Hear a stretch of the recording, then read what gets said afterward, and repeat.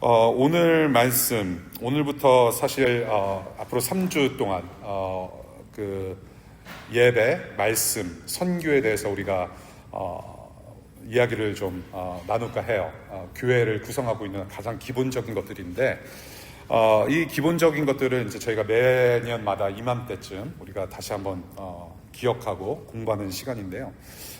요번 시리즈는 앞으로 3주 동안의 시리즈는 제가 내셔널 랜딩 교회, 저희 교회에서 개척한 내셔널 랜딩 교회에서 이미 선포한 말씀인데 그것을 우리 기도하면서 우리 교회에 또 맞는 그런 세팅으로 말씀을 준비했습니다. 그래서 저 양반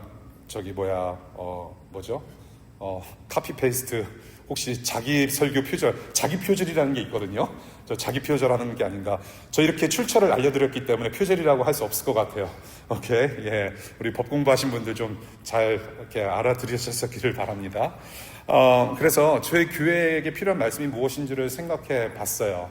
예배가 무엇인지, 같은 본문이더라도 저와 여러분들이 반드시 알아야 될 것이 무엇인지, 저와 여러분들, 우리 공동체를 이루고 있는 여러분들과 제가 함께 공유해야 될 생각이 무엇인지를 오늘 골로새서 말씀으로 이야기를 나누려고 합니다. 지난 주일에는 저희가 교회가 무엇인지에 대해서 배웠습니다. 교회는 진행형이다. 진행형 중인 생명체이고, 그래서 저와 여러분들은 자라가는 과정에 있다. 교회는 자라가요.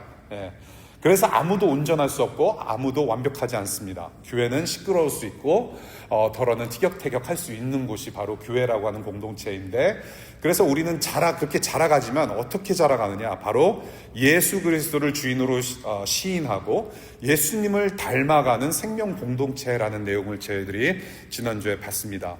그래서 예수님께서 저와 여러분들의 주인이시고 우리의 왕이 되어주시고 저와 여러분들의 삶과 이 영혼을 책임지시는 세상의 왕이시라는 것을 시인하는 것이 중요하다. 그렇게 믿고 입으로 고백하는 자들이 바로 교회다라는 것을 우리가 또 배웠습니다. 교회는 건물이 아니고 어떤 소셜클럽이 아니다라는 것이죠. 그래서 교회는 예수 그리스도를 주로 시인하고 예수님을 따르는 하나님의 자녀들이다. 그래서 여러분들은 걸어다니는 교회이시라는 것을 저희가 나눴습니다. 그래서 이번 주부터 이제 3주 동안 그러면 그러한 교회가 저와 여러분들이 무엇을 하는가, 어떻게 살아야 하는가, 무엇을 중심으로 살아가는가라는 것을 우리가 나눌 텐데요. 오늘은 저와 여러분들은 하나님을 예배하는 자들로 우리가 모인다라는 것입니다. 하나님을 예배하는 자들이다. 예배하면 떠오르는 단어가 뭐가 있을까요? 예배하면 떠오르는 모습, 뭐가 있죠? 교회, 또 찬양도 있고, 또 말씀. 이렇게 한 사람이 독점하면 재미가 없어요. 계속 쏟아내 주시기 바랍니다. 또 예배하면 떠오르는 거, 신령과 진정으로 예배하고, 여러 가지가 있어요. 여러 가지. 여러분들이 입 밖으로 내놓지 않으시더라도 예배라고 했을 때 여러 가지 모습이 연상이 되는데요. 이 예배라고 하는 것은 어떤 특정한 의식이나 마음 씀씀이를 통해서 신을 섬기는 행위를 일반적으로 저희가 worship, 예배라고 우리가 표현을 합니다. 근데 잘 생각해 보세요. 모든 종교에는 다 예배라는 것이 있어요. 우리 기독교인들만 예배한다라고 하지 않고, 사실은 예배라고 하는 단어는 어느 종교에나 사용될 수 있는 일반 명사이죠. 예배라고 하는 것이. 그래서 이 모든 종교가 예배라는 어떤 행위로 신적인 존재를 의지하고 갈망하고 있는 겁니다. 그러니까 이 시간에도 이 기독교인들 뿐만이 아니라 세계 여러 종교들이 이 시간이나 어제나 오늘이 내일이나 모이고 있을 거라는 얘기죠. 근데 사실은 종교가 없을지라도 모든 인간은 누군가를 혹은 무엇인가를 섬기면서 의지하면서 예배를 하고 있어요. 특정한 신이 아닐지라도 저와 여러분들은 아무리 하나님을 또한 예배한다고 우리가 고백하고 찬양을 할지라도 하나님이 아닌 것들을 우리가 섬길 수 있다라는 말입니다. 인간들의 특성이에요. 그것이 왜냐하면 하나님께로부터 지음을 받은 사람이기 때문에 그래요. 피조물이라고 표현합니다. We are creatures, not creator. 우리는 하나님께 창조받은 사람들입니다. 창조받았다라는 것은 무엇이냐면 창조주가 분명히 누가 있다라는 말씀이죠. 우리는 지음을 받은 사람이에요. 지음을 받았기 때문에 우리를 만든 사람에게 의존할 수밖에 없고 의지할 수밖에 없는 사람들이라는 것입니다. 그것을 조금 더 전문적인 용어로 종교성이라고 하는 것이죠. So we are religious already. 우리가 어떤 신을 쫓거나 섬기거나 예배하지 않더라도 우리는 이미 태어날 때부터 종교성을 가지고 태어난 거예요. 누군가를 의지하고, 누군가를 위존하고, 누군가를 신뢰하고, 누군가에게 기대어 살고자 하는 어떤 그런 성향이 있다는 거죠. 종교성을 가지고 태어났기 때문에 그래서 우리는 누군가를 예배한다. 그래서 중요한 게 뭐냐면 누구를 예배하느냐가 중요한 거죠. 누구를 섬기고 예배하느냐. 주일날에 우리가 신나게 예배하러 신나게 오신 줄로 믿습니다. 신나게 예배하러 우리가 오기는 오는데 그럼에도 불구하고 우리는 여전히 하나님 외에 다른 것을 겸하여 섬기는 사람일 수도 있다는 거예요. 누구를 진정으로 온전하게 섬기고 있느냐라는 문제를 우리가 늘 생각해 봐야 되죠. 우리는 저와 여러분들을 창조하신 하나님과 멀어져서 원래는 예배할 수 없는 사람들이었어요. 원래는 우리만 예배하고 다른 신을 예배할 수밖에 없는 존재들이었는데 예수님께서 오셨어요. 저와 여러분들의 존재를 바꾸어 주셨어요. 무엇으로 바꿔 주셨느냐? 다시 창조주 하나님, 저와 여러분들을 만드신 하나님을 예배하고 월십하고 섬기고 의존할 수 있는 새로운 존재들, 하나님만을 기뻐하고 하나님만을 따르는 새로운 자녀들로 우리를 만들어 주신 분이시죠. 예수님이. 그래서 그 하나님을 사랑하고 기뻐하면서 섬기며 갈망하는 그 예배의 삶을 우리가 once a week, 썬데이에만, 일요일에만, 주일에만 와서 예배하는 어떤 그런 리추얼한 종교적인 의식만을 행하는 사람들이 아니라 우리는 24/7, 365 예수님 오시는 날까지 계속해서 하나님을 예배하는 존재라는 것을 성경에서 가르치고 있고 하나님께서 그 의도로 예수님을 우리에게 보내주셨다라는 거예요. 그래서 우리는 종교 의식에 갇혀서 예배하는 존재들이 아니에요. 존재를 다해서 매일 매순간 살아가는 삶 자체가 예배라는 것을 성경에서 가르쳐요. 여러분들 부모님 사랑하세요? 자녀들을 사랑하십니까? 너무한 거 아니에요? 아니, 엄마 아빠가 좀 얄밉고 그럴지라도 그래도 우리는 사랑하는 마음이 있잖아요. 그래도. 근데 부모님을 우리가 파타임으로 사랑해요? 일주일에 한 번 딱 카톡이나 문자로 그냥 안부 정도 묻는 정도로 사랑하지 않습니다. 최소한 여기 앉아 계시는 아버님, 어머님 계신데 우리는 자녀들을 그렇게 파타임으로 사랑하지 않아요. 여러분들 그렇게 자란 분들이에요. 밤에 울면 뭐 어떻게 합니까? 자는데 또 뭐 잘못됐나 살펴보러 또 들어가요. 보면은 기저귀가 꽉 찼어요. 밤새 충만하게 가득 차 있어요. 온 세상 가득 찬 기저귀를 또 갈아줘요. 그게 뭐예요? 사랑의 행위입니다. 24/7 하나님은 안테나 세우시는 분이에요. 24/7 저와 여러분들의 부모님은 여러분들은 24/7 안테나를 세우고 사랑하는 사람들이 되는 거예요. 그것이 우리란 말이죠. 그렇게 우리는 하나님을 사랑하는 관계성으로 우리 하나님을 예배하는 자들이다. 그래서 저는 이 예배라는 것을 생각했을 때 예배는 관계성이다. 여러 가지 찬양, 기도, 어떤 그런 liturgical, 어떤 그런 예전을 갖춰서 하나님 앞에 나아가고 예배하는 것이 중요하기도 하지만 그 무엇보다도 중요한 것은 relationship, 관계성이다라는 겁니다. 하나님과 나의 관계는 어떠한가? 하나님이 하나님 되시고 내가 되는 그러한 순간이 바로 저는 예배라고 저는 생각을 해요. 하나님이 하나님 되시고 내가 될 때, 하나님이 하나님 되시며 내가 또한 하나님이 될 수는 없습니다. 하나님이 하나님 되실 때, 그리고 내가 될 때 비로소 그 삶 자체가 예배라는 거예요. 그것이 예배예요. 하나님이 하나님 되시게 하는 게 예배라는 것입니다. 그러한 관계성에서 우리가 살아갈 때 비로소 천국의 복을 누리며 살아갈 수 있다는 것을 성경에서 가르치죠.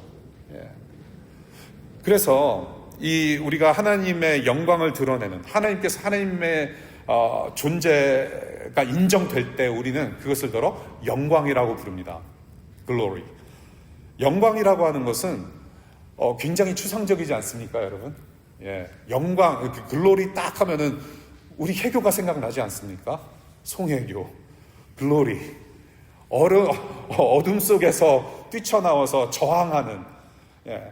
하나님도 마찬가지란 말이에요. 거룩하신 하나님의 이름이 이 땅에서 어둡게 묻혀있을 때 다 예수 그리스도를 보내셔서 그 거룩하신 이름이 회복되는 글로리, 영광을 하나님께서 우리에게 모두 보여주셨고 그 영광 안에 우리를 불러주셨다는 얘기입니다. 영광이라고 하는 단어는 그래서 한마디로 말씀드리자면 하나님이 하나님 되심이라는 뜻으로 우리가 해석할 수 있을 것 같아요.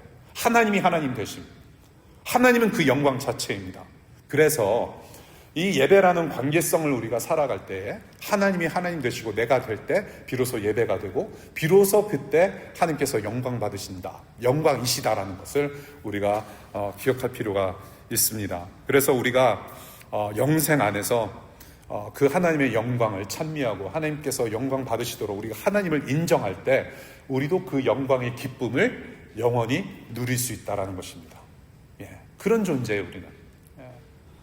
그래서 예배라는 이 관계성을 가지고 저는 오늘 두 가지 공예배와 일상예배라는 이 두 가지 예배를 좀 다루려고 합니다. 첫 번째, 공예배, corporate worship, 공적인 예배인데요. 이 공적인 예배는 지금 저와 여러분들이 하고 있는 예배를 말하는 거예요. 같이 모여서 예배하는 거. 교회는 예수 그리스도를 인생과 영혼과 세상의 주인이시요 왕이시며 구원자로 믿고 따르는 천국 가족이라고 계속 말씀을 드렸죠. 교회가 그런 사람들의 모임이에요. 오늘 본문은 그러한 교회의 참된 공동체 모습이 어떠한 모습인지를 가르치고 있어요. 그래서 12절부터 15절까지 간단히 말씀드리자면 교회 가족끼리 서로 사랑하라, 그런 서로 사랑하는 교회 공동체의 모습을 가르치고 있고요. 그다음에 16절과 17절에는 교회를 갖다가 하나님을 예배하는 공동체라고 가르치고 있어요. 서로 교회가 가족끼리 서로 사랑하면서 하나님을 예배하는 공동체가 바로 교회다라고 가르칩니다. 그런데 교회 가족들이 무엇을 중심으로 모여서 무엇을 하는가에 대해서 짤막하게 네 가지를 얘기를 하고 있는 것 같아요. 첫 번째는 말씀 중심입니다. The Word of God, the Scripture. 말씀이에요. The Word of God. 오늘 본문 16절 보면요. 그리스도의 말씀이 살아있게 하라, 그리고 서로 가르치고 권고하라라고 기록하고 있어요. 말씀을 중심으로 모이라는 겁니다. 말씀을 중심으로. 하나님과 사람 사이의 예배라는 관계는 말씀을 통해서 연결이 돼요. 이 하나님의 말씀은 사람들이 복을 누리는 방법입니다. 하나님께서 사람들에게 복을 주시는 방식이에요. 말씀이라는 것은. 하나님의 말씀은 사람들에게 복을 주시는 방법이에요. 그러면 하나님께서 주신 복을 저와 여러분들이 누리는 방법을 뭐라고 합니까? 순종이라고 해요. obedience. 그 말씀에 순종하는 거예요. 하나님께서 복으로 주신 말씀을 우리는 순종하며 따를 때 비로소 우리는 복된 사람들이 되는 거예요. 복을 누릴 수 있어요. 그 말씀이 굉장히 중요한 겁니다. 하나님을 예배하는다라고 했을 때 말씀으로 하나님을 알아가는 것이 굉장히 중요해요. 저와 여러분들은 구글이나 AI로 이렇게 검색 쳐서 하나님이 누구냐라고 지식적으로는 알 수 있을 거예요. 지식적으로. 그런데 그 잘 만들어졌다는 AI 시스템도 하나님을 제대로 담을 수 없습니다. 하나님을 알 수 있는 방법은 이 성경책밖에 없어요. 아무리 자연세계가 멋있고 정말로 광활하고 광대하고 분명히 조물주는 있을 것이라고 우리가 짐작을 하며 고백은 할 수 있어도 진짜 하나님이 어떤 분이시고 하나님과 나와의 관계, 그 하나님께서 만드신 나는 어떠한 존재인지를 알 수 있는 것, 지금 나의 상태를 알 수 있는 방법은 이 기록된 계시, the written revelation, 성경 말씀밖에 없다라는 거예요. 아무리 신비한 체험을 할 수 할지라도 저와 여러분들은 하나님을 제대로 알 수 없어요. 이 말씀을 떠나게 되면. 그래서 오늘 골로새서의 말씀에도 지금 사도 바울이 말씀 중심으로 모이는 것을 강조하고 있고요. 또한 저와 여러분들이 사도행전을 보게 되면 사도행전에 초대교회가 생겨납니다. 교회가 처음 일어나요. 막 이렇게 지역교회가 생겨나는데 그때 사도들이 가장 먼저 한 것, 그리고 믿는 자들이 가장 먼저 공동체로 모여서 한 일이 바로 성경 말씀을 가르치고 배우는 일이었습니다. 그것을 사도행전에서 기록하고 있어요. 역사로. 그래서 이 예배라고 하는 것은 하나님을 아는 데서부터 시작을 하고 하나님이 어떤 분이신지를 말씀으로 우리가 알아야만 하나님을 하나님 되게 우리가 예배할 수 있고 하나님을 예배하는 삶을 우리가 신실하게 온전하게 살아갈 수 있다는 것입니다. 말씀이 굉장히 중요해요. 우리가 예배를 한다라고 했을 때 저도 찬양팀을 수년을 해봤고 찬양 인도도 해봤고 여러 활동을 많이 해봤는데 그래서 예배에 관심이 많았고 예배에 대해서 공부도 많이 해봤는데 결국에는 무엇이냐, 제가 얻은 여러 결론 중에 하나는 말씀을 모르면 우리는 하나님을 알지 못한다. 말씀 떠나면 예배가 아니다. 말씀을 떠나면 하나님을 예배하는 것이 아니라 성경에 기록된 성경에서 가르치는 하나님을 우리가 찬양하는 것이 아니라 말씀 떠나면 우리는 필시 다른 것을 섬기는 데 틀림없다라는 것을 깨닫게 되더라고요. 그래서 우리가 예배라고 했을 때 철저히 말씀 중심으로 모여야 된다라는 것을 한번 말씀을 드려보고요. 두 번째는 찬양입니다. 16절 감사한 마음으로 어떻게 노래하라? 시와 찬미와 노래로 마음당에서 찬양하라고 권고하고 있어요. 지금 우리가 하는 일들, 우리 찬양팀 여러 섬김이들이 와서 또 셋업하고 찬양을 여러분들 인도하고 같이 예배를 하고 있는데요. 이 땅에서 이 하나님을 찬양하는 것은요, 단순히 그냥 가라오케 반주 틀어놓고 그냥 반주하면서 노래하듯이 찬양하는 그 정도가 아니에요.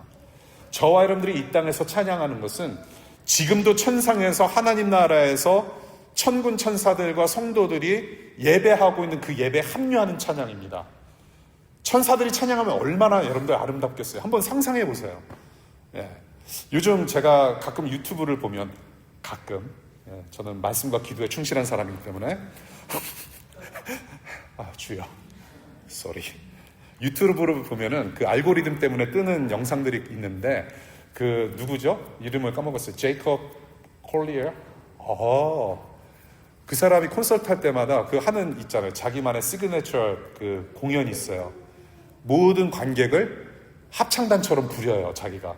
그래서 이렇게 음을 높이라고 그러면 높이고 낮추라면 낮추고 해서 사부 화음이 쫙 나와요. 너무 이게 저는 너무 아름다운 거. 한번 가서 한번 검색해 보세요.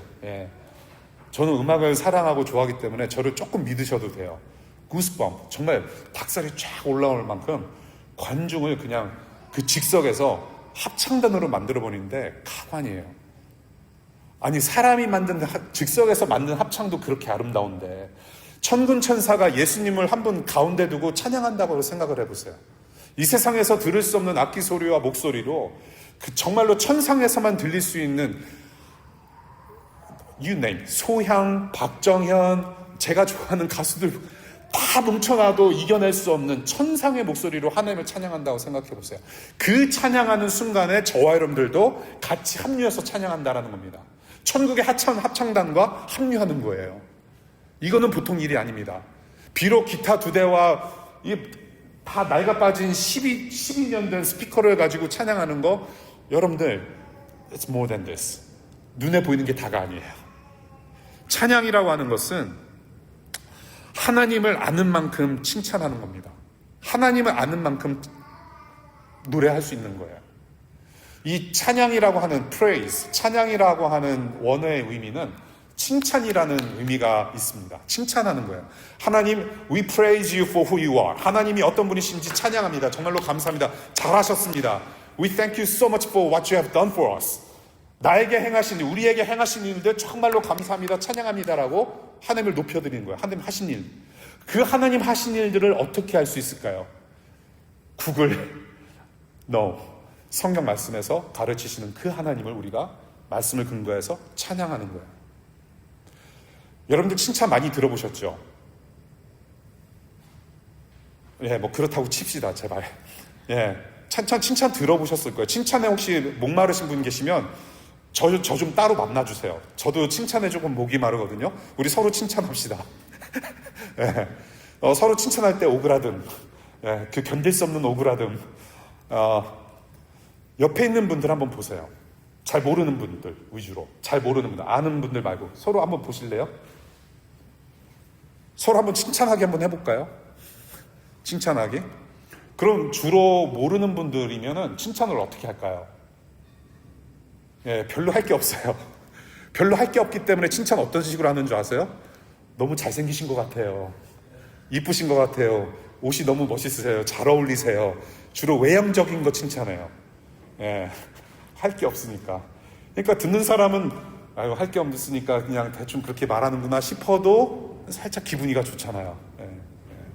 언제 들을 수 없는. 예. 근데 누군가를 잘 알지 않습니까? 그러면 칭찬할 게 많아요.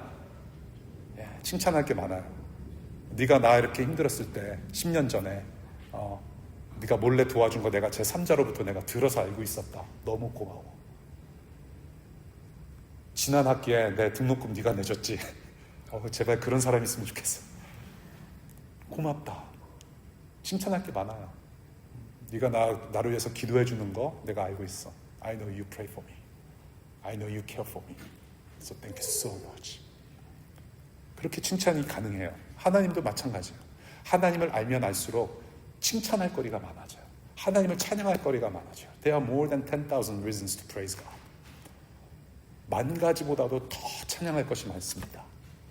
저는 그러한 감사의 찬양이 정말로 울려 퍼지는, 계속해서 끊임없이 이어져가는 교회이기를 바라요. 예. 정말로 저와 여러분들이 정말 예수께서 베풀어 주신 죄 용서의 사랑보다 더 큰 게 뭐가 있을까요? 더 감사한 게 뭐가 있을까요? 정말로 그 예수님께 감사할 수밖에 없다는 그러한 진정한 고백으로 하나님을 높여드리는 그런 천국 예배의 현장이 되었기를 간절히 바라요. 세 번째는 예수 그리스도입니다. 예수 그리스도. 교회 공동체 생활 속에서 무엇을 하든지 예수 그리스도의 이름으로 하라고 오늘 성경에서 권면하고 있습니다. 예수 그리스도를 중심으로 모든 것을 하라. 모든 것을 예수 중심으로 하라. 저와 여러분들이 어떻게 하나님을 아버지라고 부를 수 있으며 자녀가 되고 어떻게 영생을 누릴 수 있을까요? There is only one way. 누구 때문에? 예수 그리스도 때문에.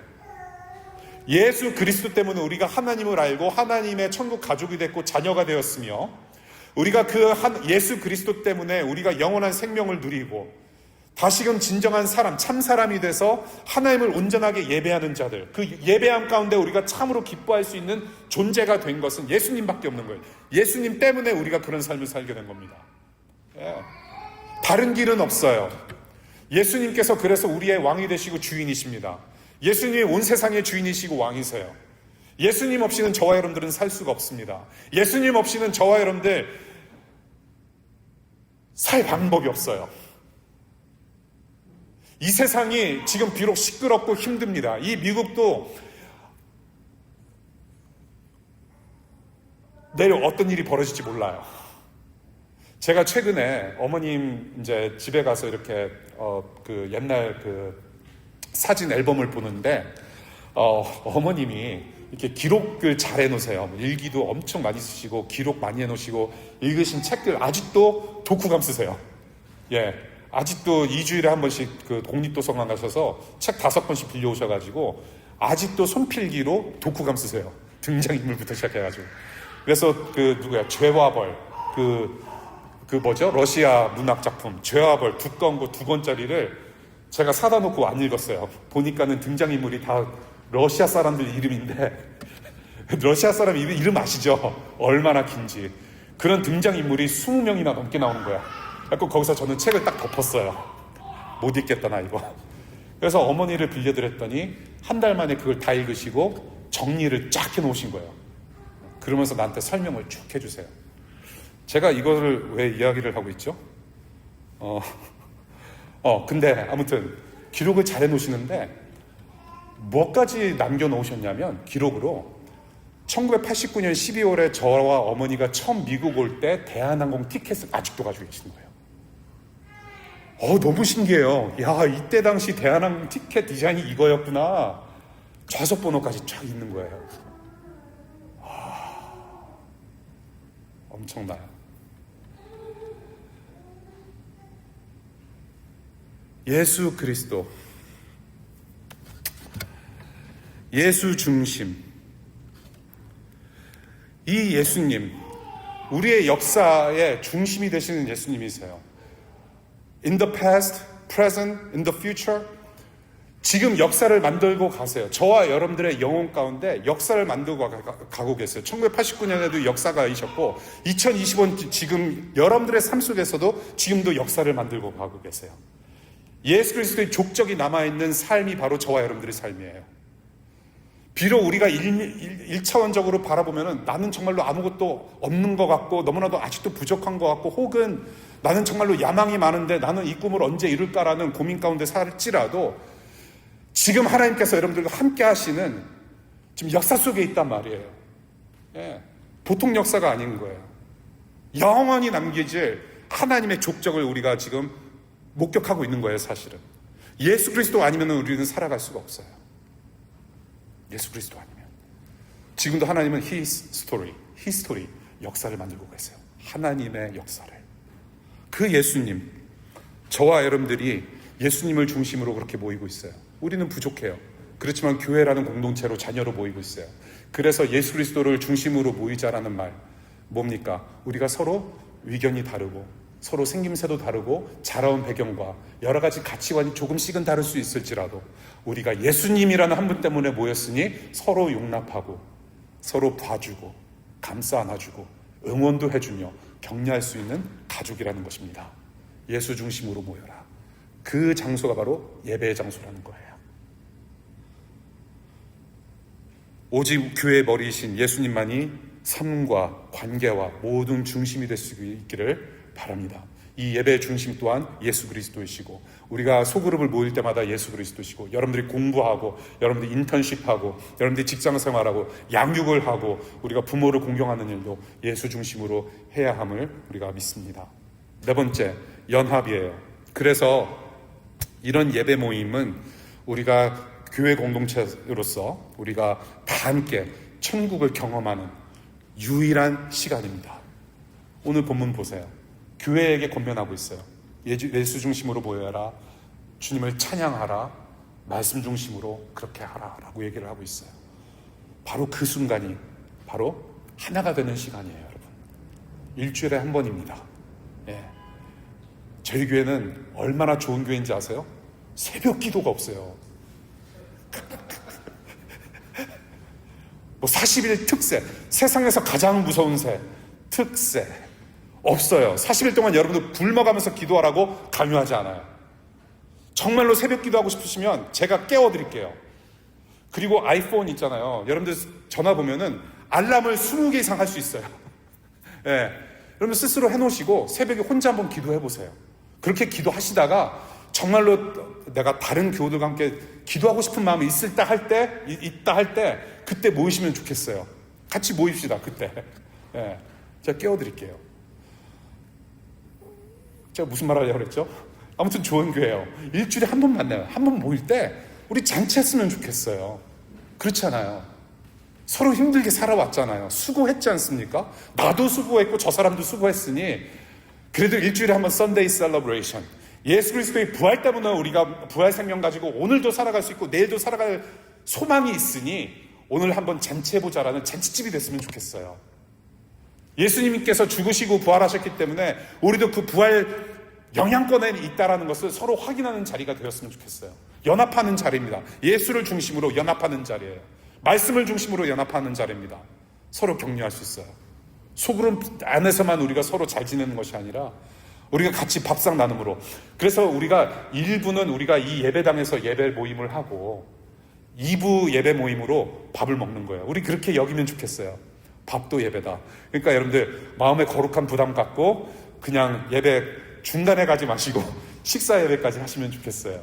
예, 그래서 같이 우리가 밥도 먹고 예수 그리스도의 피와 살을 우리가 상징하면서 기념하는 그런 어떤 성찬식 같은 예배로 우리가 식사도 같이 했으면 좋겠고요. 여러분들 늦게 오는 거에 대해서 너무 미안하게 생각 안 하셔도 돼요. 예, 화장 안 하고 오셔도 돼요. 예, 괜찮습니다. 그 모습 자체가 은혜예요. 예, 뭐 늦게 오거나 화장 안 하거나 여러분들 막 피곤하고 너무 이렇게 힘든 마음 그거 다 가지고 오셔도 돼요. 예, 십자가 앞에는 누구든지 올 수 있어요. 예, 십자가 앞에는 다 오라고 하셨어요. 못 박힌 두 손 활짝 펴시고 여러분들 다 환영하셨어요. 내게로 오라. 내가 너희를 쉬게 하리라. 그런 잔치의 주일 예배가 될 수 있기를 바랍니다. 여러분들 서로 사랑하면서 섬기고 우리가 하나됨을 확인하면서 우리가 나 혼자가 아니구나. 이 세상에서 이 어려운 이 척박한 세상에서 하나님을 예배하는 것이 나 혼자가 아니고 같이 살아가는, 더불어 살아가는 형제 자매 가족들이 있구나. 우리가 서로 확인해주고 힘을 북돋아주고 서로 같이 칭찬해주며 같이 성장해 나가는 예배하는 공동체로 거듭날 수 있기를 바랍니다. 제가 사실은 일상 예배를 이미 준비를 해서 오늘 설교에 포함을 해서 함께 하려고 했는데 제가 이 일상 예배 거까지 하면 굉장히 여러분들이 힘드실 것 같아요. 그래서 제가 이 부분은 정말로 제가 큰맘 먹고 하나님께서 허락해 주시리라 믿고 제가 다음 주에 설교하는 것으로 하겠습니다. 이 공예배만큼 중요한 것은 일상 예배예요. 일주일에 한 번 1시간 반 예배한 것보다도 하는 것만큼 중요한 것이 1시간 반 시간 뺀 나머지 시간입니다. 그것을 우리는 일상 예배라고 불러요. 그거에 대해서는 제가 조금 참았다가 다음 주에 우리 함께 나누는 것으로 하겠습니다. 다음 주 본문 미리 읽어오시면 좋을 것 같아요. 로마서 12장 1절부터 2절까지의 말씀입니다. 우리는 교회로서, 걸어다니는 교회로서 일상을 어떻게 살아가야 되는지에 대해서 우리가 다음 주에 말씀 나누도록 하겠습니다. 여러분들 교회는 예배하는 공동체입니다. 여러분들은 모여서 일주일에 한번 뜨겁게 하나님 만나고 같이 만나서 예배하고 하나 되고 예수 중심으로 이 성경 말씀을 통해서 더욱더 예배자로 자라갈 수 있기를 바라요. 그러한 삶이 여러분들 일상에서도 이어질 수 있기를 바랍니다. 기도하겠습니다.